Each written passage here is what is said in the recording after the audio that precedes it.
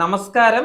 Morning news. കേന്ദ്ര സർക്കാരിന്റെ കടുത്ത അവഗണനയ്ക്കെതിരെ മുഖ്യമന്ത്രി പിണറായി വിജയന്റെ നേതൃത്വത്തിൽ ജന്തർ മന്ദറിൽ ഇന്ന് പ്രതിഷേധ ധർണ.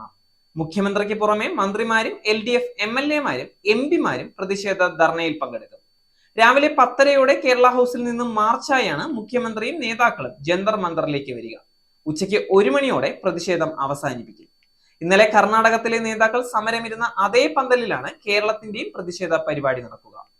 കേരളത്തോടുള്ള കേന്ദ്ര സമീപനത്തിനെതിരെ തലസ്ഥാനത്ത് നടത്തുന്ന പ്രതിഷേധത്തിൽ പ്രധാന പ്രതിപക്ഷ നേതാക്കളിൽ ചിലർ പിന്തുണ അറിയിച്ചതോടെ സമരവേദി കേന്ദ്ര വിരുദ്ധ സംഘമാകും. DMK-ക്ക് പുറമെ ആം ആദ്മി പാർട്ടി സമരത്തിന് ഐക്യദാർഢ്യം പ്രഖ്യാപിക്കാൻ എത്തും.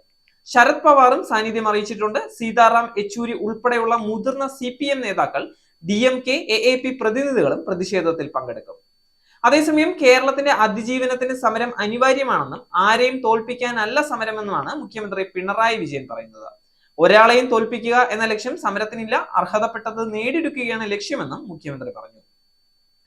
കാട്ടുപന്നികളെ ക്ഷുദ്രജീവിയായി പ്രഖ്യാപിക്കണം എന്നാവശ്യപ്പെട്ട് വനമന്ത്രി AK ശശീന്ദ്രൻ കേന്ദ്ര സർക്കാരിന് നിവേദനം നൽകി. കേന്ദ്ര നിയമങ്ങൾ മൂലം കാട്ടുപന്നികളെ വെടിവെക്കാൻ ആകുന്നില്ലെന്നും വന്യജീവി സംരക്ഷണ നിയമത്തിൽ കാലോചിതമായ മാറ്റം വേണമെന്നും അദ്ദേഹം കത്തിൽ വ്യക്തമാക്കുന്നു. തട്ടേക്കാട് പക്ഷി സങ്കേതത്തിൽ നിന്നും ജനവാസ മേഖലകളെയും പെരിയാർ ടൈഗർ റിസർവിൽ നിന്നും പമ്പ വാലി സെറ്റിൽമെന്റുകളെയും ഒഴിവാക്കണമെന്നും അദ്ദേഹം കത്തിൽ ആവശ്യപ്പെട്ടു. കാട്ടുപന്നി കുറുകെ ചാടിയതിനെ തുടർന്ന് നിയന്ത്രണം വിട്ട ബൈക്ക് അപകടത്തിൽപ്പെട്ട് ഇന്നും ഒരു ബൈക്ക് യാത്രക്കാരന് പരിക്കേറ്റിരുന്നു. വയനാട് പുൽപ്പള്ളിയിലാണ് അപകടം നടന്നത്. പുൽപ്പള്ളിപ്പാക്കം സ്വദേശി ബിനോയ്ക്കാണ് പരിക്കേറ്റത്. കാട്ടുപന്നി യാദൃശികമായി റോഡിലേക്ക് ചാടിയതോടെ യുവാവിന്റെ നിയന്ത്രണം വിടുകയായിരുന്നു. അപകടത്തിൽ ഗുരുതരമായി പരിക്കേറ്റ യുവാവിനെ സുൽത്താൻ ബത്തേരി താലൂക്ക് ആശുപത്രിയിലേക്ക് മാറ്റി.